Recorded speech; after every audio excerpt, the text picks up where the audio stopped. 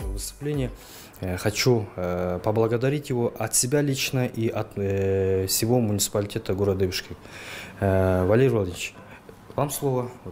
Можете сказать касательно... Уважаемые горожане, хотелось бы отметить, что в соцсетях сейчас много шума по этому поводу, да, ну и в принципе там, конечно, неправильное суждение чуть существует, да, о том, что у меня якобы рейдерским путем мэрия захватила, это не соответствует действительности. Да, действительно, мэрия города Бишкек мне выдала на руки предписание в связи с истечением сроков пользования о демонтаже моего здания.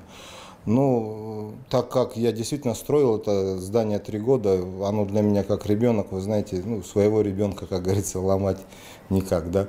И я действительно сам лично, абсолютно добровольно, да, изъявил желание передать данное помещение на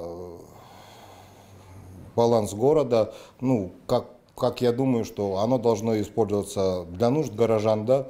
Рудан Кемелович, вот при всех заявляю, что никаких на меня давлений не было. Реально от чистого сердца говорю, что вы действительно добросовестно выполняете свою работу. Никаких, вот именно с вашей стороны, никаких давлений на меня не осуществлялось. Вот в этом кабинете мы неоднократно обсуждали эту тему. Вы объясняли мне, какая ситуация. Я прекрасно понимаю, если есть такая нужда, пусть оно лучше достанется действительно городу, ну, чем превратиться в мусор, да?